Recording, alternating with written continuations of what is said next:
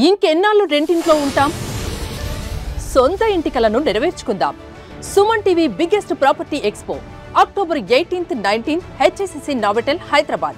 ఇప్పుడే free entry కోసం call చేయండి.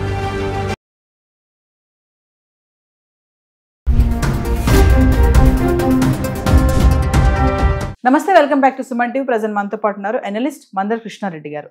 నమస్తే సార్. నమస్తే అమ్మా. సార్, ట్రంప్ ఏదైతే H1B ఫీజు మరి అది హైక్ చేశారో మనం ఆల్రెడీ వీడియోలు చేస్తున్నాము.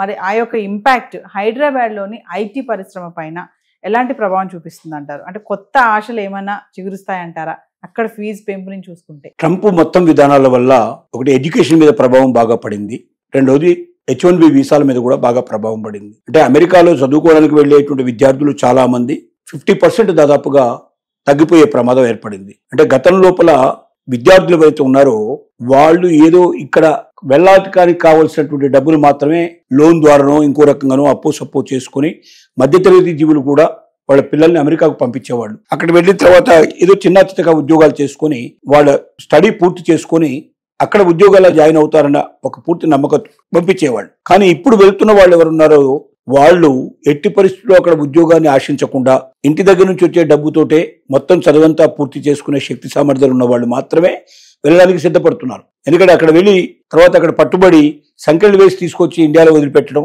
మళ్ళీ జీవితంలో ఎప్పుడు కూడా ఏ రకమైన వీసా రాకుండా చేసుకోలేని పరిస్థితి రాకుండా ఉండాలనే ఉద్దేశంతో చాలా మంది జాగ్రత్త పడుతున్నారు. విద్యార్థులు కూడా వేరే యూరోప్ దేశాలకి మిగతా దేశాలకు వెళ్ళడానికి ప్రయత్నాలు జరుగుతున్నాయి. అక్కడ వాళ్ళు ఆహ్వానిస్తున్నారు, వీళ్ళు వద్దుపోమనే పరిస్థితి ఏర్పడింది. దానికి తోడుగా H1B వీసా మీద కూడా విపరీతంగా $1,00,000 ఎప్పుడైతే $1,00,000 ఎప్పుడైతే పెంచారో దాని మీద ఫీజు బిగినింగ్ లో ఏం చేశాడు, ప్రతి సంవత్సరం $1,00,000 కట్టాల్సిందే అన్నట్టుగా మొదట ప్రకటనలు వచ్చాయి. తర్వాత దాన్ని అక్కడ ఉన్నటువంటి పెద్ద పెద్ద కంపెనీస్ అన్ని దాన్ని వ్యతిరేకించడం, గ్లోబల్ గా ఎదిగినటువంటి కంపెనీలన్నీ కూడా వ్యతిరేకించడం, సెనెట్ లో కూడా చాలా మంది దాన్ని వ్యతిరేకించడం, తద్వారా దాన్ని మానుకొని $1,00,000 ఒక్కసారి కడితే సరిపోతుంది లైఫ్ టైం అని చెప్పాడు. రెండోది ఆల్రెడీ ఇప్పుడు అక్కడ ఉద్యోగాల్లో ఉన్న వాళ్ళు అవుతున్నారో ఆల్రెడీ H1B వీసా మీద ఉన్నారు వాళ్ళు ఎట్టి పరిస్థితుల్లో కట్టాల్సిన అక్కర్లేదు. తిరిగి వాళ్ళు మళ్ళీ ఎన్నిసార్లు వీసా సంపాదించినా వాళ్ళు రూపాయి కట్టాల్సిన అవసరం లేదు. అలాగే అమెరికాలో స్టడీస్ కంప్లీట్ చేసే వాళ్ళు కూడా అది అయిన తర్వాత H1B వీసాకు అప్లై చేసినా వాళ్ళు కట్టాల్సిన అక్కర్లేదు. ఎవరు కట్టాలి అంటే ఫ్రెష్ గా వెళ్ళేవాడు. అది కూడా లాస్ట్ ఇయర్ దాకా ఇప్పుడు 2025కి ఎప్పుడైతే ఉన్నాయో అవన్నీ అప్లికేషన్స్ పూర్తయిపోయినాయి. ఈ ఫిబ్రవరిలో వస్తాయి దాని అవకాశాలు అప్లై చేసుకోవడానికి. అంటే నెక్స్ట్ ఇయర్ ఫిబ్రవరిలో మళ్ళీ 2026లో అవకాశాలు వస్తాయి. అప్పుడు మాత్రమే అప్లై చేసుకునే వాళ్ళకి ఇది వర్తిస్తుంది, మిగతా వాళ్ళకి ఇది వర్తించదు. అది కూడా వన్ టైం కడితే సరిపోతుంది అన్నాడు. కానీ సాధారణంగా ఎవరు కడతారు ఈ డబ్బులు అంటే క్యాండిడేట్ కట్టడు. సహజంగా అక్కడ ఉన్నటువంటి కంపెనీ వాళ్ళే H1B వీసాకు కావాల్సిన డబ్బులు కట్టి తన ఎంప్లాయీని పిలిపించుకుంటారు. అంటే ఎంప్లాయీని సెలెక్ట్ చేసుకుంటారు. ఇక్కడ ఆన్లైన్లో సెలెక్ట్ చేసుకోవడం కానీ లేకపోతే ఆఫ్లైన్లో సెలెక్ట్ చేసుకోవడం కానీ, వాళ్ళకి ఇక్కడ బ్రాంచెస్ ఉంటే బ్రాంచెస్ పిలిపించి మాట్లాడుకోవడం కానీ ఏదో రకంగా సెలెక్ట్ చేసుకున్న తర్వాత వాళ్ళని అమెరికాకు రావడానికి వీసా అంతా తయారైన తర్వాత లెటర్ ఎక్కడి నుంచి పంపిస్తారు. H1B వీసా కావాల్సిందే అది. లెటర్ ఎక్కడి నుంచి వస్తే ఆ లెటర్ ఆధారంగా H1B వీసా అలాట్ చేస్తారు. ఇప్పుడు కంపెనీసే డైరెక్ట్ గా $1,00,000 పే చేయాలి వీళ్ళని అమెరికాకు తీసుకెళ్లాలంటే. ఎవరిని తీసుకెళ్తారు అంటే ఆ లెవెల్ ఆఫ్ ఐక్యూ ఉన్నవాళ్ళు, అలాంటి మేధాశక్తి ఉన్నటువంటి వాళ్ళు, అలాంటి మదనం చేయగలిగే గొప్ప వ్యక్తులు మాత్రమే తీసుకుంటారు తప్ప మామూలు వాళ్ళని తీసుకోరు. అంటే ఇక అమెరికాలో మామూలు ఉద్యోగస్తులు ఎవరుతున్నారు అంటే ఇప్పటిదాకా ఆశలు పెంచుకొని ఇప్పటిదాకా అమెరికాకు వెళ్ళినటువంటి వాళ్ళలో దాదాపుగా 90%, 85% వరకు పనికి రాకపోవచ్చు అనేది ఒక ఆలోచన. అక్కడ ఉండే వాళ్ళు తీసుకోకపోవచ్చు అని. రెండోది ఆ సంస్థలు కూడా ఏం చేస్తున్నాయంటే ఇలాంటి బాధలన్నీ కూడా అమెరికాలో మనం పడేదానికన్నా అవుట్ సైడ్ ది అమెరికాలోనే మనం ఎక్కువగా బ్రాంచెస్ పెంచుకుంటే ఈ ఇబ్బంది లేకుండా పోతుంది. ముఖ్యంగా భారతీయ ఐటీకి సంబంధించినటువంటి ఎవరైతే ఎంప్లాయీస్ ఉన్నారో వాళ్ళు ఆ దేశంలో ఎక్కువగా ఉన్నారు. వాళ్ళు కష్టపడి పనిచేసే మనస్తత్వం ఉంది మన ఇండియన్స్ కి. ఇప్పుడు అమెరికన్స్ అయితే ఏం చేస్తారంటే టైం టు టైం 10 to 5 అంటే కరెక్ట్ 10 o'clock వెళ్తారు, 5 o'clock కంప్లీట్ చేస్తారు. ఒక్క సెకండ్ ఉండమన్నా ఉండరు వాళ్ళు ఎవరు చెప్పినా వినరు. మా టైం అయిపోయింది వెళ్ళిపోతాం. అలాగే ఒక సెకండ్ లేట్ రారు, ఖచ్చితంగా టైంకి వస్తారు. అంత పర్ఫెక్ట్ గా ఉంటారు వాళ్ళు. కానీ మన వాళ్ళు ఏంటంటే వెళ్ళిన తర్వాత పని ఉందంటే అవసరమైతే రాత్రి 10 దాకా 12 దాకా పనిచేస్తారు. ఒకవేళ సండేస్ హాలిడేస్ కూడా పనిచేయమంటే పనిచేస్తారు. పూర్తిగా వాళ్ళకి ఒక రకంగా నమ్మకస్తులుగా పనిచేస్తారు. ఇలాంటి ఇండియన్స్ ఇంకోటి మేధాశక్తి కూడా బాగా ఉన్నవాళ్ళు, పూర్తిగా నాలెడ్జ్ బాగా సంపాదించుకున్న వాళ్ళు తమకు కావాల్సిన పనిని హాయిగా అతను వాళ్ళ ద్వారా చేయించుకుంటే 4 రెట్లు 5 రెట్లు జీతం తక్కువ ఇవ్వచ్చు, 4 రెట్లు 5 రెట్లు పని ఎక్కువ చేయించుకోవచ్చు. ఇలాంటి అవకాశాన్ని ఏ కంపెనీ వదులుకోవడానికి ప్రయత్నం చేయదు. కాబట్టి అమెరికన్ కంపెనీస్ ఎక్కువగా ఇండియన్స్ ఎక్కువ కోరుతున్నాయి. అందుకే ఇండియా నుంచి వెళ్లే వాళ్ళ సంఖ్య 71% H1B వీసాల్లో మన శాతం ఎంత అంటే 71%. 100 మందిని H1B వీసాలో సెలెక్ట్ చేస్తే 71 మందిని మన వాళ్ళు సెలెక్ట్ చేస్తారు. దాంట్లో మాక్సిమం ఆంధ్రప్రదేశ్ తెలంగాణ నుంచి ఉండే వాళ్ళు ఎక్కువ ఉంటారు సంఖ్య.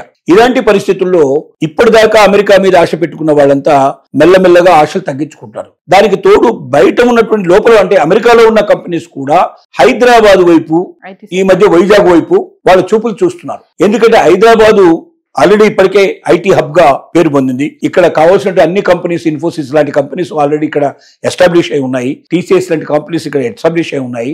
కాబట్టి వాళ్ళ బ్రాంచెస్ ని ఇక్కడ పెంచడం కానీ, ఉన్న బ్రాంచెస్ ని డెవలప్ చేయడం కానీ, ఇక్కడ కావాల్సినటువంటి మొత్తం ప్రొడక్ట్ అంతా తయారు చేసి దీన్ని అవుట్ సోర్స్ ద్వారా అమెరికాకు పంపించుకుంటే ఖర్చు తగ్గుతుంది, ఎంప్లాయీస్ కు జీతాలు తక్కువ ఉంటాయి. అమెరికా కాబట్టి అంత లబ్ధి ఇవ్వాల్సిన పరిస్థితి ఏర్పడుతుంది. అదే ఇండియాలో అయితే చాలా తక్కువ ఇచ్చినా సరిపోతుంది. అక్కడ దానికి రేటు దాదాపు 89-90 రూపీస్ తప్పుగా $1 ఉండే పరిస్థితి ఏర్పడుతుంది. కాబట్టి ఖర్చు కూడా అదే రకంగా ఉండేది అమెరికా లోపల. కానీ దాని లోపల 80 వంతులు తగ్గించి ఇచ్చినా కూడా ఇక్కడ వాళ్ళు బాగా సంతోషపడే అవకాశం ఉంది ఎంప్లాయీస్ అనే ఉద్దేశంతో ఇప్పుడు వాళ్ళ చూపంతా కూడా హైదరాబాద్ మీద ఎక్కువగా చూపిస్తున్నారు.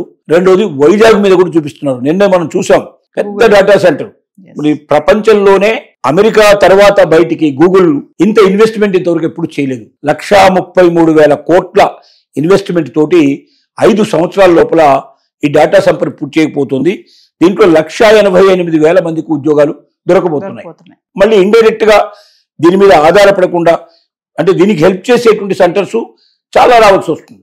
దాని చుట్టూ కొన్ని వందల పరిశ్రమలు వస్తాయి. అంటే వాటి ద్వారా కూడా చాలా మందికి ఎంప్లాయ్మెంట్ వచ్చే అవకాశం ఉంది. అంటే సుమారుగా 5 లక్షల మందికి ఉద్యోగాలు దొరికే అవకాశాలు ఉంటున్నాయి జనం అనుకుంటున్నారు. అలాగే హైదరాబాద్లో కూడా పరిశ్రమలు పెరుగుతున్నాయి. అంటే మనం విదేశాల మీద ఆధారపడాల్సిన అవసరం లేకుండా విదేశాల కన్నా ఎక్కువగా ఇండియన్ కరెన్సీలో మనం ఇక్కడ సంపాదించుకునే అవకాశాలు మనకు ఉంటాయి.